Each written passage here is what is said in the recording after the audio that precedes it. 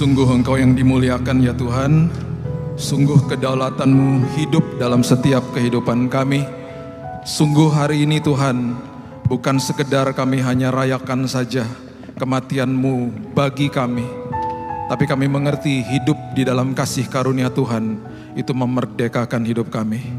Itu sebabnya Tuhan, karena ada hari ini, karena ada kebangkitan Kristus, kami memiliki pengharapan yang tidak akan pernah mengecewakan hidup kami. Itu sebabnya Tuhan, kami hidup hari ini, kami mempunyai sebuah rancangan yang sangat dahsyat bagi hari esok kami. Tuhan berbicara kepada kami, Roh Kudus yang meneduhkan setiap hati. Beritahu kepada kami Tuhan, kepada setiap hati, apa yang terjadi di hari itu. Supaya kami mengerti, supaya kami menghidupinya, dan kami tidak sia-siakan hidup ini. Karena begitu besar karya Kristus di kayu salib. Kami sambut Tuhan, firman kebenaran, hanya di dalam satu nama yang sangat-sangat indah dalam hidup kami, yaitu nama Tuhan Yesus Kristus, Tuhan dan Juru Selamat kami dari hari ini sampai selama-lamanya.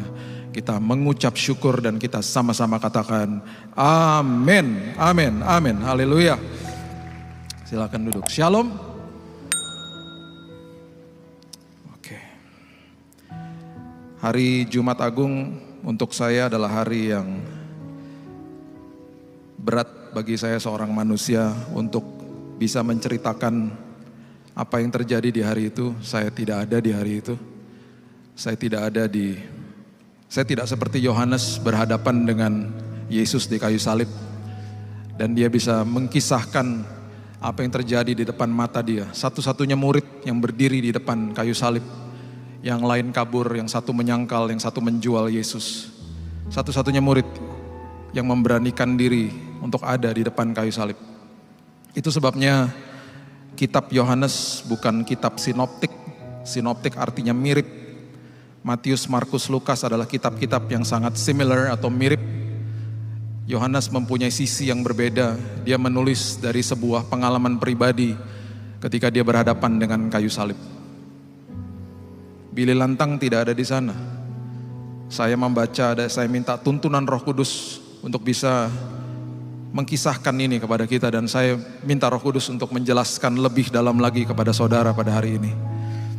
Hari yang penuh dengan pastinya air mata ketika memikirkan apa yang terjadi di hari itu, plus juga sangat bahagia karena ada hari itu kehidupan kita memiliki pengharapan.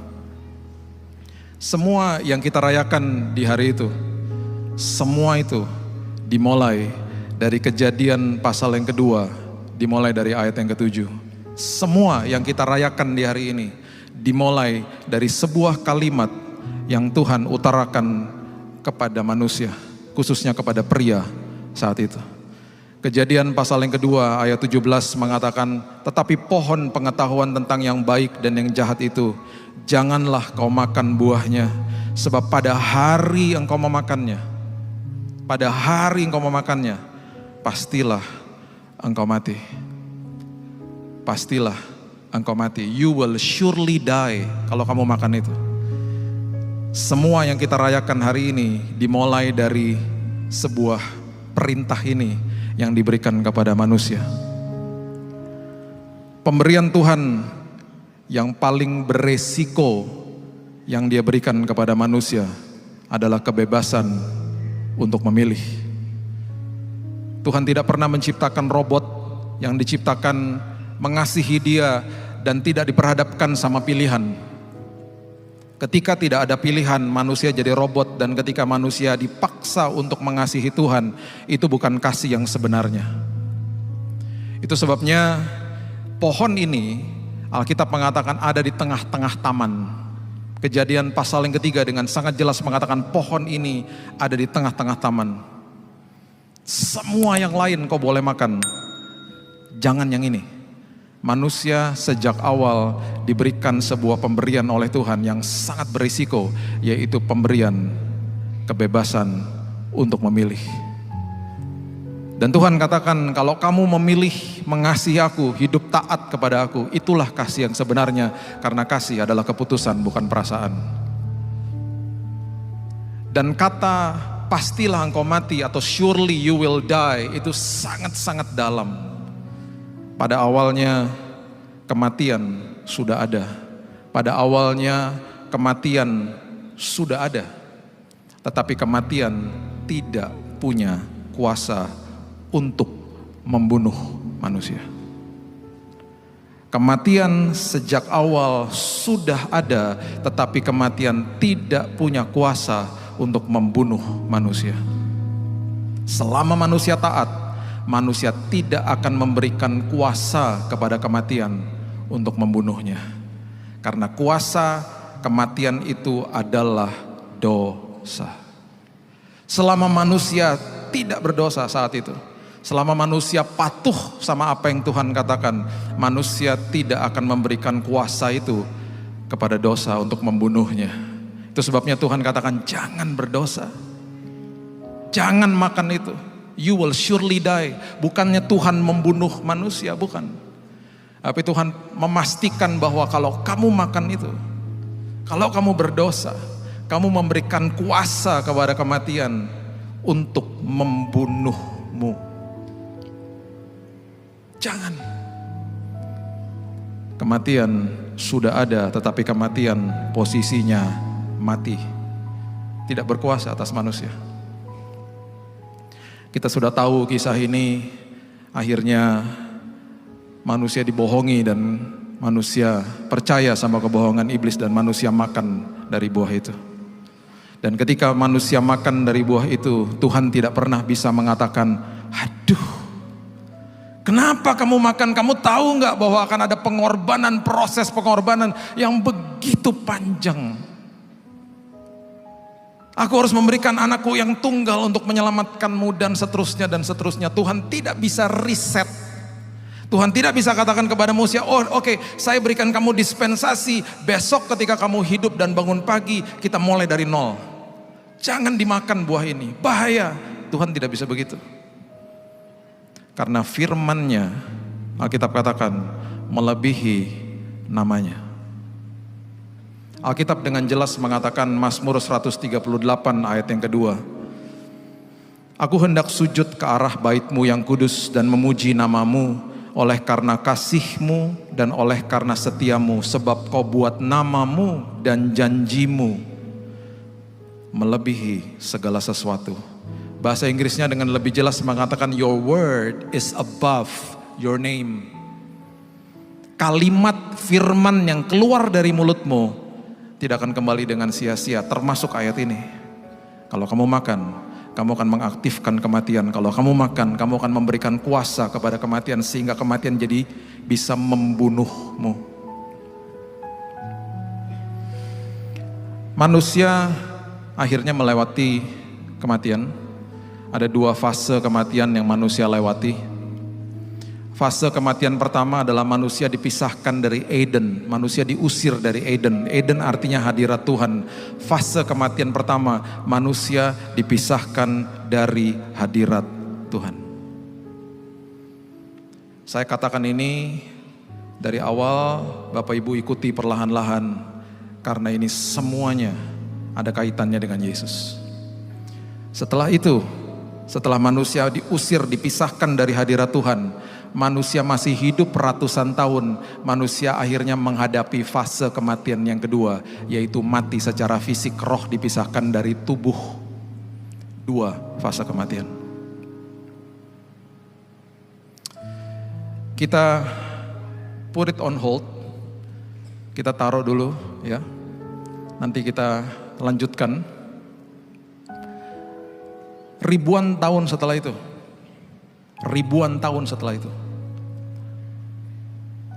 kerajaan sorga mengirimkan anaknya yang tunggal, satu-satunya pribadi yang pernah lahir di dalam dunia ini, yang kandungannya diberikan oleh Roh Kudus. Satu-satunya bayi yang lahir pada saat itu, Tuhan menjelma menjadi manusia yang lahir tanpa dosa. Dia datang. Dia menghidupi hidupnya, dia mempersiapkan dirinya 30 tahun. Kemudian dia mulai mengajar firman kebenaran, dia mulai mengajar prinsip-prinsip kerajaan sorga. Dan waktu dia mulai mengajar prinsip kerajaan sorga, tiba saatnya dia harus naik ke kayu salib. Beberapa hari sebelum itu, dia masuk ke kota Yerusalem, kota yang artinya kota damai, kota yang dijadikan ibu kota oleh Raja Daud yang keturunan daripada suku Yehuda. Dan waktu itu dia memilih untuk Yerusalem menjadi ibu kota karena dianggap sebagai kota yang netral. Karena sebelum dia yang memimpin adalah Raja Saul yang berasal dari suku Benyamin, dan kota ini ada di perbatasan antara wilayah Benyamin dan wilayah Yehuda. Itu sebabnya Yerusalem itu sudah digadang-gadang dari dulu itulah kota damai. Beberapa hari sebelum Yesus naik ke kayu salib, dia masuk ke kota Yerusalem di atas keledai. Dan ketika dia masuk ke kota Yerusalem, Alkitab mencatat dengan sangat jelas, Yohanes pasal yang ke-12 ayat yang ke-13, manusia rakyat Yerusalem mengatakan mereka mengambil daun-daun palem dan pergi menyongsong dia sambil berseru-seru. Perhatikan ini. Sambil berseru-seru, Hosana, diberkatilah dia yang datang dalam nama Tuhan, Raja Israel. Tahukah Bapak Ibu bahwa warga Yerusalem berteriak Hosana yang artinya save us, selamatkan kami dari opresi atau penjajahan Romawi. Itu sebabnya dia katakan Raja Israel, Hosana, save us, selamatkan kami dari opresi penjajahan Romawi. Yang mereka teriakan adalah keinginan mereka. Dan ini yang perlu kita sikapi pada hari ini. Yesus datang bukan untuk semata-mata menjawab keinginan manusia. Dia datang untuk menjawab kebutuhan manusia. Mereka tidak sadar bahwa mereka memerlukan pembebasan dari penjajahan dosa dalam hidup mereka. Yang mereka teriakan adalah save us, selamatkan kami dari penjajahan Romawi. Ayo dong, buat kota kami damai. Mereka lupa bahwa yang harus memiliki damai dan breakthrough dan terobosan terlebih dahulu adalah hidup mereka diperdamaikan dengan Tuhan. Karena sudah terjadi dosa pada saat itu, Tuhan berseberangan dengan manusia. Tuhan membutuhkan imam besar untuk jadi mediator bagi manusia. Mereka lupa bahwa mereka yang harus diperdamaikan dengan Tuhan, supaya mereka akhirnya bisa membawa damai ke dalam kota mereka. Semuanya terbalik. Dan itu masih menjadi sikap banyak manusia di dalam hari-hari ini. Manusia mengejar keinginannya, bukan kebutuhan untuk diselamatkan. Tadi Bapak Gembala, Pak Aswin sudah katakan kepada Bapak Ibu sekalian.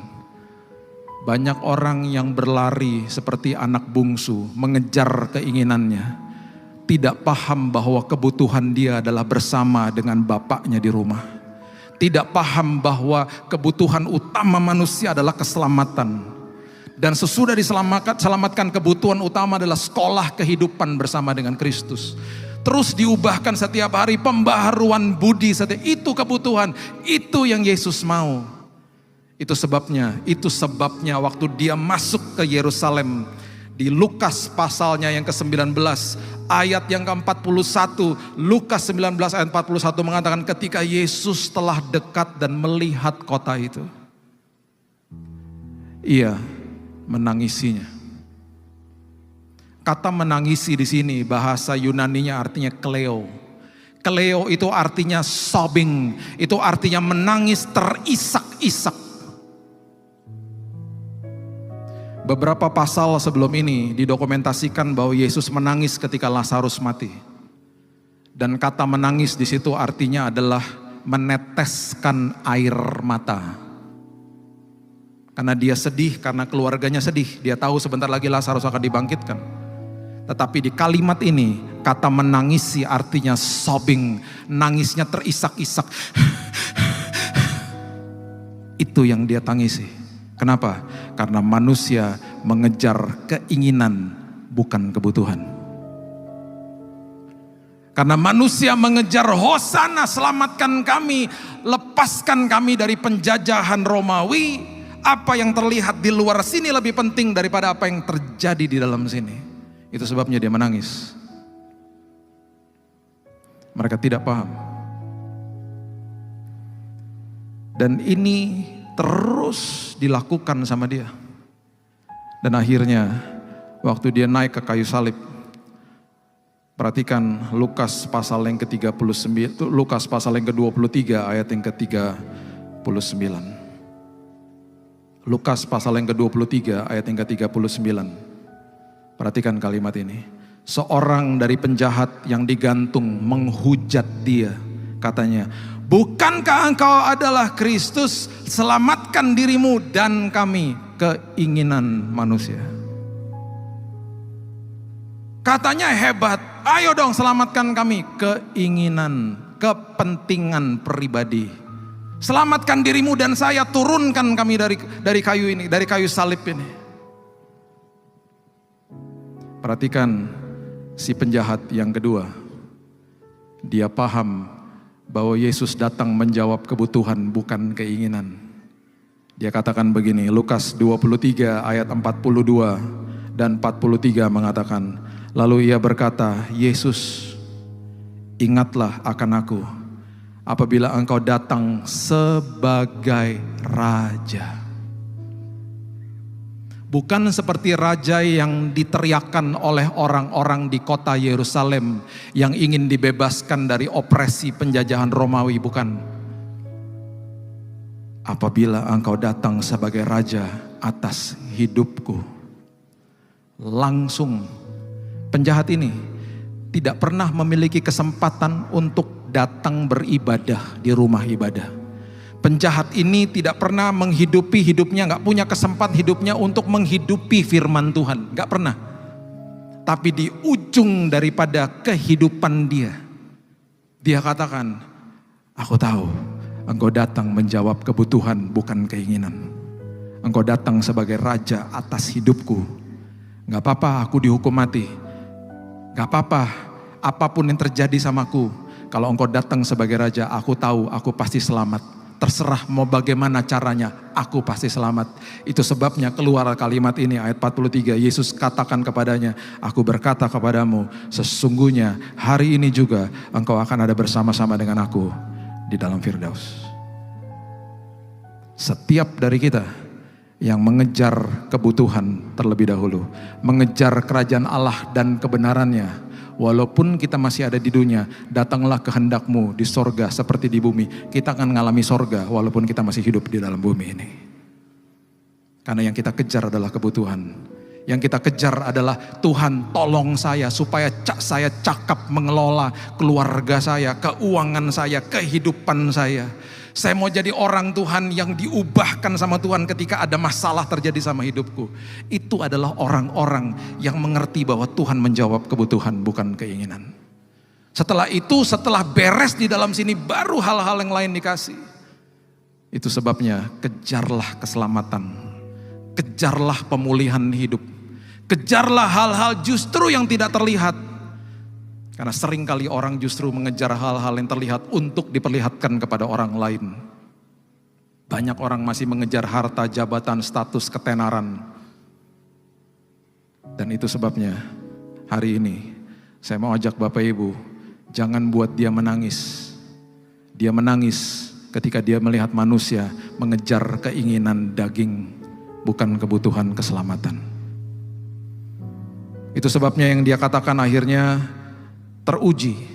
Dan akhirnya di atas kayu salib, Markus 15 ayat yang ke-23. Perhatikan kalimat ini. Kalau kita baca hanya sepintas mungkin kita tidak paham. Markus 15 ayat 23 adalah sebuah gambaran bagaimana dia memberitahu kepada kita, aku adalah Tuhan yang menjawab kebutuhan, bukan keinginan. Markus 15 ayat 23 mengatakan, lalu mereka memberi anggur bercampur mur kepada dia, kepada Yesus. Dan Alkitab mengatakan dengan jelas, tetapi ia menolaknya.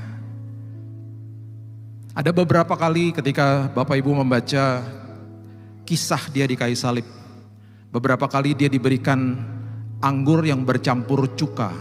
Itu beda sama ini. Anggur yang bercampur mur itu artinya penangkal sakit.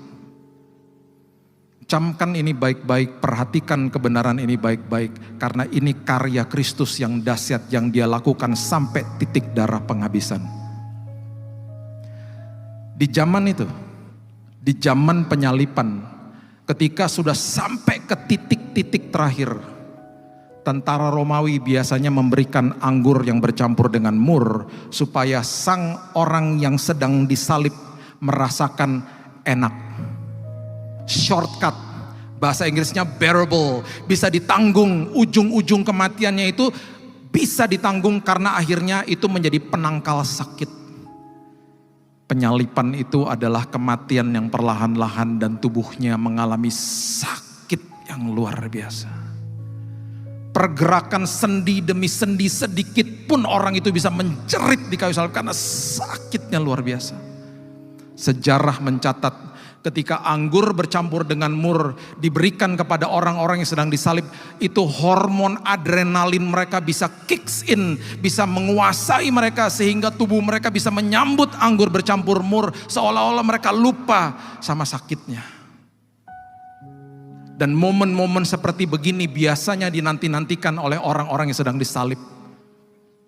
Kenapa? Karena tubuh kita memiliki dan sudah didesain untuk memiliki keinginan untuk tidak sakit.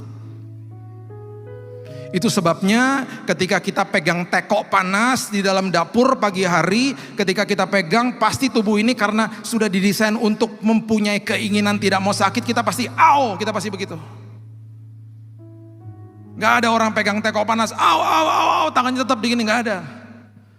Pasti dilepasin. Seorang ibu yang masukin tangan ke dalam tas dan ada peniti yang kebuka, dia pasti cabut tangannya. Tubuh sudah diberikan keinginan untuk tidak mau sakit. Satu hari saya jalan di sebuah kota Anaheim dengan anak-anak waktu masih kecil. Saya melihat ada sebuah tempat pemadam kebakaran. Mereka lagi ngaso. Saya deketin, saya bilang, boleh gak masuk ke dalam melihat truknya kamu yang besar dan bagus? Oh, come inside. Dia kasih tur singkat. Dan saya gak pernah lupa dia katakan begini, Bapak tahu gak, kalau kami lagi masuk ke dalam sebuah rumah yang penuh dengan asap, dan rumah itu sedang terjadi kebakaran, kami memiliki SOP, kalau kami sedang meraba tembok, kami tidak boleh meraba tembok untuk mencari jalan maksudnya ya. Gak boleh raba tembok begini. Karena kalau raba tembok begini dan ada kabel terkelupas dan ada strumnya, itu tubuhnya otomatis akan megang strumnya dan dia mati. Kena strum. Itu sebabnya karena tubuh ini didesain untuk tidak mau sakit, punya keinginan tidak mau sakit. Kita harus pegang tembok itu dengan tangan terbuka keluar. Supaya ketika ada kabel terkelupas, dia akan tarik tangannya keluar dan dia selamat. Di hari itu, ketika tubuhnya mempunyai keinginan untuk tidak mau sakit, dia menolak anggur yang bercampur dengan mur. Itu morfin Bapak Ibu kalau hari ini, penangkal sakit. Dia menolak itu supaya dia menjawab kebutuhan daripada kerajaan sorga dan kebutuhan kita semuanya, bahwa anak domba Allah harus dihancurkan sampai titik penghabisan. Itu yang dia lakukan. Kalimat demi kalimat, kejadian demi kejadian yang dia lakukan sampai dia menutupkan mata di kayu salib. Itu luar biasa detailnya. Dia terus berikan contoh kepada kita. Dan itu sebabnya kita bisa katakan karyamu besar Tuhan. Karena aku adalah Tuhan yang menjawab kebutuhan bukan keinginan. Keinginanmu nanti aku akan tambah-tambahkan kalau kebutuhanmu sudah beres. Keselamatan itu nomor 1. Itu sebabnya waktu dia masuk ke Taman Getsemani, disitulah dia katakan, dia mulai bicara begini sama bapaknya. Dia katakan sekiranya, ya. Dia katakan jikalau sekiranya mungkin, Matius 26 ayat 39. Biarlah cawan ini lalu daripadaku, tetapi janganlah seperti yang kau kehendaki, melainkan seperti yang kau kehendaki. Itu bukannya berarti dia tidak mau naik ke kayu salib. Ini dia lagi mau melewati fase kematian pertama yang tadi kita bahas di awal. Sebentar lagi dia akan dipisahkan dari hadirat Bapanya. Sama seperti manusia ketika dipisahkan dari hadirat Tuhan dan kemudian mengalami kematian secara fisik, Yesus pun mengalami hal yang sama. Karena penebusan itu A diganti A, B diganti B. Itu yang terjadi. Itu sebabnya akhirnya ketika dia naik ke kayu salib, dia berteriak dengan luar biasa di kayu salib. Kira-kira jam 3, Matius 27 ayat 46. Matius 27 ayat 46. Berserulah Yesus dengan suara nyaring, Eli Eli lama sabachthani, yang artinya Allah Allahku mengapa engkau meninggalkan aku, why have you forsaken me. Pertama kali seumur hidupnya dia dipisahkan dari hadirat Bapanya.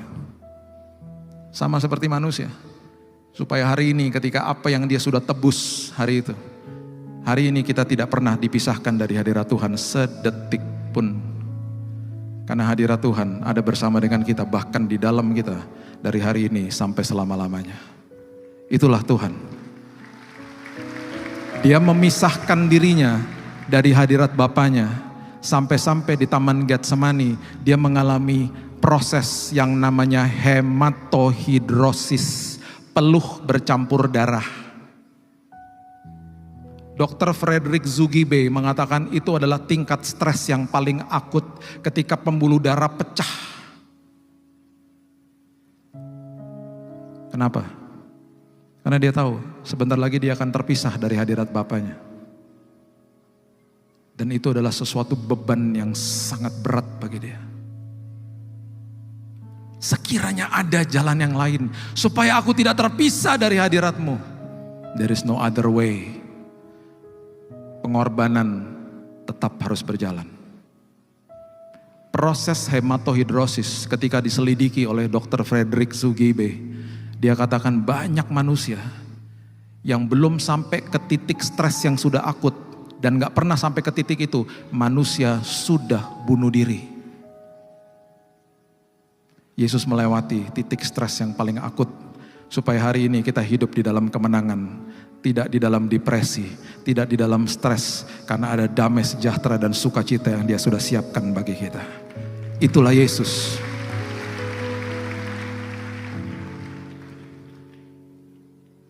Dan camkan ini baik-baik. Waktu akhirnya Dia menutupkan mata dan fase kematian kedua terjadi. Sebelum itu, saya mau Bapak Ibu betul-betul mengerti tentang prinsip ini. Mengerti tentang prinsip ini. Oke. Kita baca dulu coba di 1 Korintus pasalnya yang ke-15, ayatnya yang ke-56. 1 Korintus 15 ayatnya yang ke-56. Sengat maut ialah dosa. Jadi kuasa kepada maut, kuasa untuk kematian adalah dosa. Dan kuasa dosa ialah hukum Taurat. Tadi kita sudah bahas, dosa memberikan kuasa kepada kematian sehingga kematian bisa membunuh manusia. Sekarang yang perlu kita pikirkan bersama-sama pada pagi hari ini, saya katakan tadi, Yesus dilahirkan dari kandungannya dari Roh Kudus. Berarti Yesus satu-satunya pribadi yang tidak memiliki dosa ketika Dia lahir. Sekarang bagaimana supaya Dia bisa membuat kematian bisa membunuh Dia sementara Dia tidak ada dosanya? Yang Dia lakukan adalah Dia ambil semua dosa manusia, termasuk kita yang belum lahir pada hari itu. Diambil semua sama Dia. ditimpakan ke atas dirinya. Sehingga saat itu dia semua dosa manusia ada bersama dengan dia. Dan kemudian dia beritahu kepada kematian, "Hei kematian, sekarang aku berikan kamu kuasa karena ada dosa sekarang yang sudah aku timpakan di atas diriku. Sekarang aku berikan kamu kuasa untuk membunuhku." Itu sebabnya Yesus tidak dibunuh sama bangsa Romawi. Yesus nggak dibunuh sama bangsa Yahudi. Coba baca Yohanes 10 ayat 17 dan 18. Perhatikan kalimat-kalimat ini. Yohanes 10 ayat 17 dan 18. Bapa mengasihi aku, oleh karena aku memberikan nyawaku untuk menerimanya kembali. Bapa mengasihi aku karena aku memberikan nyawaku untuk menerimanya kembali. Aku memberikan nyawaku, aku mengatakan kepada kematian, aku memvalidasi kematian, aku mengizinkan kematian untuk membunuhku karena sekarang aku sudah ada dosa manusia atas diriku. Seolah-olah dia berhadapan sama kematian, dia katakan, sekarang kamu valid, kamu punya kuasa, sekarang bunuh aku. Semua kematian dia itu karena keputusan dia. Bukan karena manusia bunuh dia, bukan. Dia membiarkan manusia lakukan eksekusinya. Dia yang timpakan dosa atas dia. Dan dia yang memberikan kuasa kepada kematian supaya kematian bunuh dia. Ayat 18, tidak seorang pun mengambilnya daripadaku. Melainkan aku memberikannya menurut, perhatikan kalimat ini, kehendakku sendiri. Aku berkuasa memberikan dan berkuasa mengambil kembali. Inilah tugas yang kuterima dari Bapakku. Amazing. So amazing. Dan iblis tidak tahu bahwa yang mati hari itu di kayu salib, dia adalah Tuhan yang mengatakan, akulah kebangkitan dan hidup. Dan hari yang ketiga, ketika dia bangkit, dia mengalahkan kematian. Bapak Ibu tahu apa yang terjadi? Hari ini, kematian tidak berkuasa atas setiap kita. Tidak ada kuasanya atas setiap kita. Karena sudah diambil, sudah ditimpakan ke atas dirinya.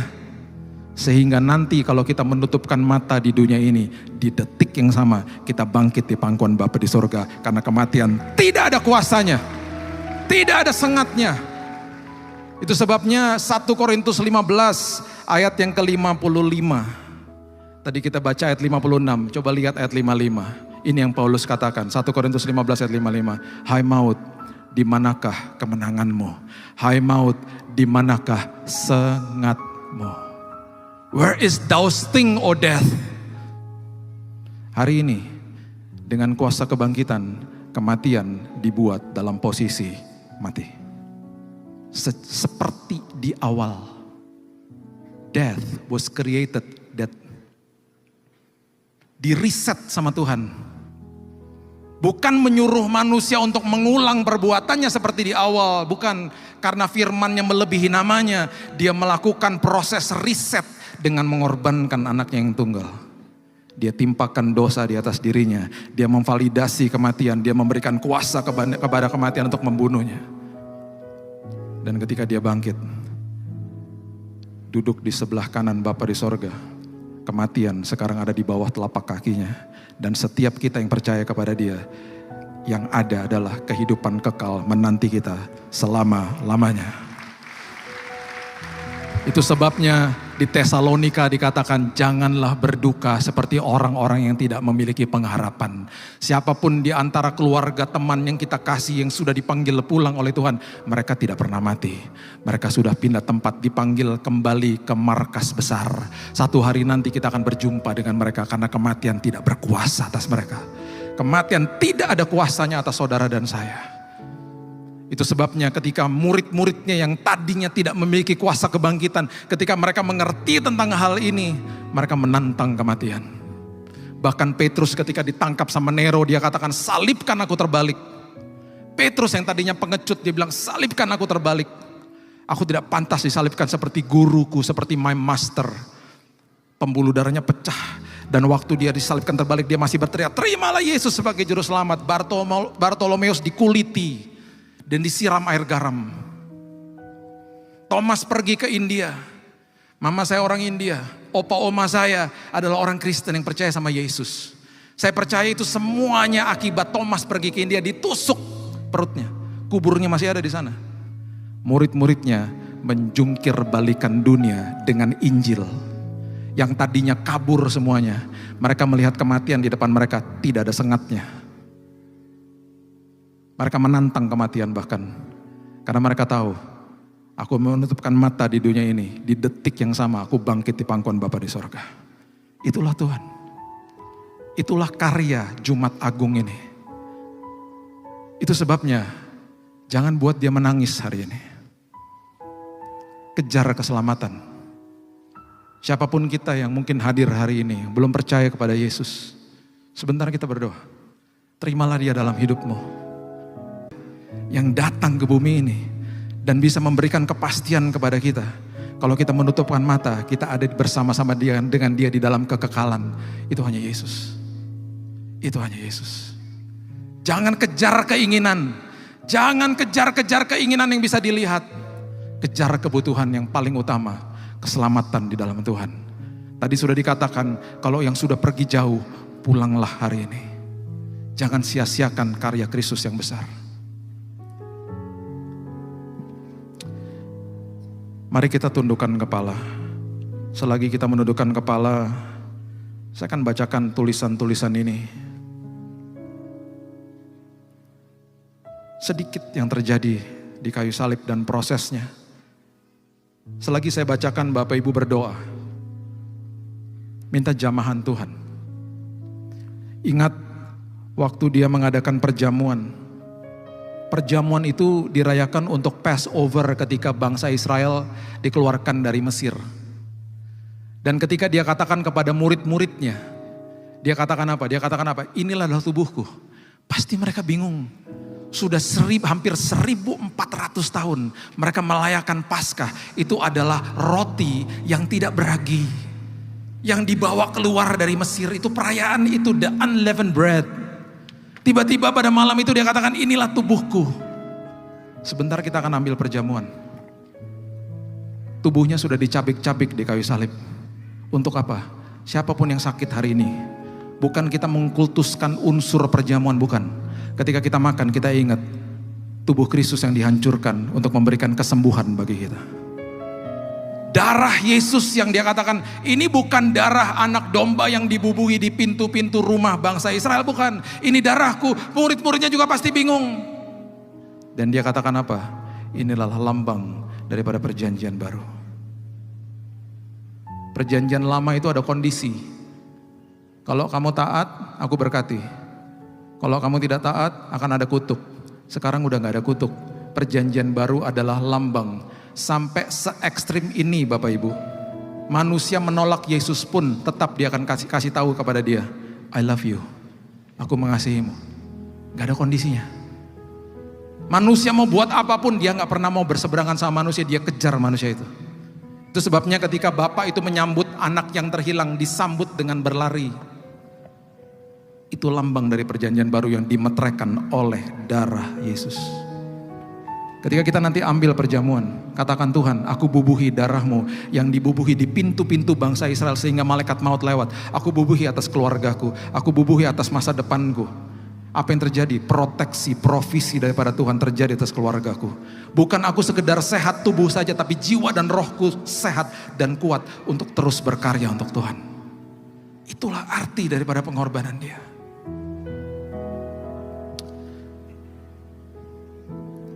Sebagaimana dicatat dalam Matius dan Markus, sebelum disalibkan, Tuhan Yesus disesah terlebih dahulu. Pada umumnya penyesahan dilakukan dengan flagellum, yaitu cambuk yang terbuat dari kulit. Dan rupanya penyiksaan yang diterima Yesus sangat melemahkan tubuhnya.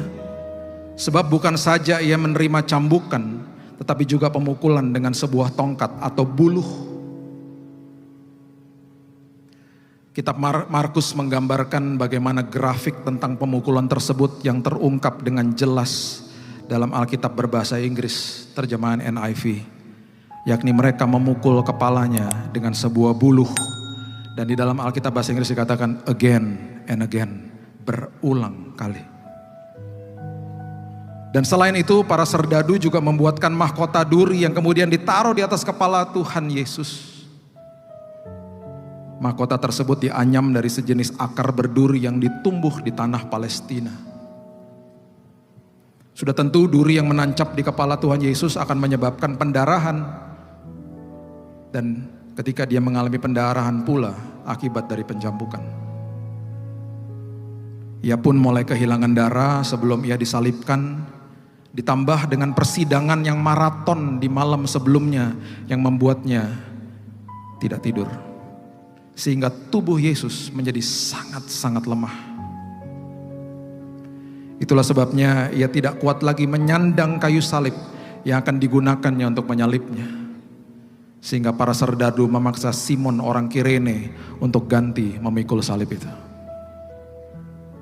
Berbeda dengan gambar yang sudah lama beredar, ternyata Tuhan tidak membawa salib yang utuh, tapi batang salib yang vertikal sudah tertanam secara permanen di bukit penyalipan Golgota. Dan yang dipikul oleh Tuhan adalah batang kayu horizontal atau yang dikatakan patibulum. Berat batang kayu ini bisa sekitar 20 kilo. Sebelum disalib, terhukum akan ditelanjangi terlebih dahulu. Dan itulah yang terjadi pada Tuhan Yesus. Keempat penulis Injil mencatat bahwa serdadu mengambil pakaiannya, membuang undi, membagi-bagikan pakaiannya, dan setelah itu kedua tangan Tuhan direntangkan, disalibkan pada pergelangan tangan, bukan telapak tangan, agar lebih kuat menyangga berat tubuhnya. Penyalipan kedua tangan ini dilakukan dengan cara merebahkan tubuh Tuhan di tanah. Dan sesudah itu barulah tubuh Tuhan diangkat dan disatukan dengan batang salib yang vertikal itu. Untuk menahan berat tubuh, biasanya disediakan kayu penyanggah yang bernama sedekula pada bagian tengah salib, agar ia dapat setengah duduk pada kayu salib. Berdasarkan penemuan arkeologis jenazah seorang yang disalib di sekitar Yerusalem yang hidup antara 7 sampai tahun 66 Masehi, ternyata kaki yang terhukum tertekuk pada lututnya sehingga kedua tumitnya akan berada di bawah. Kedua tumit kaki disejajarkan lalu dipaku dengan sebilah paku besi pada batang salib. Tampaknya itulah yang terjadi pada Tuhan tatkala ia disalib. Sudah tentu keadaan kaki yang tidak terentang lurus dan harus bengkok itu akan membuat kakinya kejang-kejang dan kram. Wayne Grudem menulis dalam majalah Decision bahwa kematian di kayu salib merupakan kematian secara perlahan-lahan akibat kehabisan oksigen. Lengan yang direntangkan ke atas membuat terhukum sulit mengambil nafas. Setiap kali ia ingin bernafas, ia pun terpaksa mengangkat tubuhnya sedikit dengan menggunakan kakinya. Pada saat tubuhnya sudah terangkat, otot-otot di lengannya akan menjadi sangat lemas. Dan keadaan ini akan memudahkannya untuk menarik napas. Namun gerakan ini akan menimbulkan rasa sakit di kakinya. Karena dengan gerakan ini berarti ia harus menumpukan berat tubuhnya pada kedua tumitnya yang terpaku di salib. Penyalipan menimbulkan rasa sakit yang tak terbayangkan, mulai dari proses pemakuan kaki sampai kepada menggantungkan tubuh pada kaki dengan tangan yang dipaku. Setiap tarikan nafas akan membuat terhukum merasa sakit yang luar biasa di urat syaraf, tangan dan kakinya. Selain itu ia pun akan merasakan sakit karena setiap kali bernafas ia harus menggesekkan punggungnya yang terluka akibat cambukan pada kayu yang kasar. Wayne Grudem menjelaskan bahwa ada kalanya terhukum akan hidup berhari-hari meski dalam kondisi setengah mati dengan rasa tercekik akibat kekurangan oksigen. Itulah sebabnya serdadu Romawi biasanya mematahkan kedua kaki terhukum guna mempercepat kematiannya. Dalam kasus Tuhan Yesus, kedua kakinya tidak dipatahkan karena kematiannya yang relatif cepat akibat penyiksaan yang dialaminya.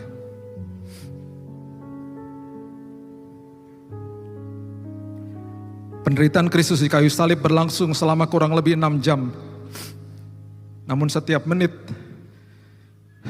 dan setiap detik tubuhnya menderita sakit yang amat sangat. Kematian di kayu salib merupakan hukuman mati kekaisaran Romawi yang diperuntukkan bagi para budak dan kriminal kelas berat dan bukan warga Romawi. Dengan kata lain, penyaliban merupakan hukuman mati yang terhina, sebab hanya diterapkan bagi mereka yang dianggap paling hina. Tuhan pencipta alam semesta yang rela turun dari tahtanya dan kemuliaannya di sorga, lahir di bumi secara terhina, di kandang domba dan mati secara terhina pula. Semua ini dilakukan oleh karena satu alasan saja, untuk saudara dan untuk saya. 33 tahun ia mempersiapkan diri, 3,5 tahun ia menyampaikan kabar sukacita, 30 keping perak ia dihianati, 3 kilometer dia pikul salib, 3 paku ditancapkan di tubuhnya, 3 liter darah dicurahkan, 3 hari ia ada dalam kematian. Dan pada hari ini ada 3 kata yang ia mau sampaikan kepada kita. Aku mengasihi kamu. Berikan tepuk tangan kita untuk Tuhan.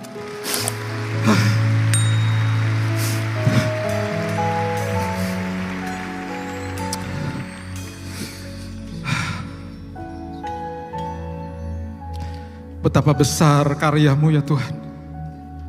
Tidak ada kata-kata yang sanggup kami ucapkan, hanya terima kasih Tuhan. Thank you Lord. Terima kasih Tuhan. Saudara, jangan sia-siakan kesempatan ini. Semua mata tertunduk kalau ada di tempat ini yang mau menyerahkan hidupnya bagi Tuhan, mau percaya kepada Yesus, silahkan angkat tanganmu. Haleluya. Katakan doa ini bersama-sama saya. Tuhan Yesus, aku menerima Engkau sebagai juru selamat atas hidupku. Aku mengaku Engkau sebagai Tuhan atas hidupku. Aku tinggalkan hidupku yang lama, dan ketika aku percaya di hari ini kepada Engkau ya Tuhan, aku lahir baru. Hidupku lahir baru. Aku tidak akan mengejar keinginan daging, tapi kebutuhan yang utama, yaitu keselamatan. Aku terima Engkau sebagai juru selamatku dari hari ini sampai Maranatha. Haleluya. Berikan tepuk tangan untuk orang-orang yang baru terima Yesus. Haleluya. Haleluya. Welcome to the kingdom of God. Terima kasih Tuhan, terima kasih Yesus. Terima kasih buat hari yang luar biasa. Terima kasih buat keselamatan. Terima kasih bahwa hari ini tidak pernah sedetik pun Kau tinggalkan kami. Dan terima kasih Tuhan, ketika nanti pada akhirnya kami menutupkan mata Tuhan, di detik yang sama kami bangkit di pangkuan Bapa di sorga, karena kematian tidak ada kuasa atas kehidupan kami. Terima kasih buat dosa-dosa kami yang sudah ditimpakan atas tubuh-Mu ya Tuhan. Terima kasih buat pengampunan, terima kasih buat pengorbanan. Engkau dahsyat, Engkau luar biasa. Dan inilah hidup kami. Kami gak mau buat Tuhan menangis, karena mulai dari hari ini sampai selama-lamanya, kebutuhan keselamatan itu yang paling utama atas hidup kami. Sekolah kehidupan itu yang paling utama Tuhan. Perubahan karakter itu yang paling utama Tuhan. Kami tidak akan lagi ngejar-ngejar hal-hal yang terlihat, tapi justru kehadiran Tuhan yang ada di dalam kehidupan kami menjadi kebutuhan yang paling utama. Terima kasih Bapa. Terima kasih Yesus. Hanya di dalam nama Tuhan Yesus, nama yang sangat indah, nama yang membebaskan, nama yang menyelamatkan kehidupan kami dari hari ini sampai Maranatha. Kita sudah berdoa dan mengucap syukur, kita sama-sama katakan amin. Haleluya.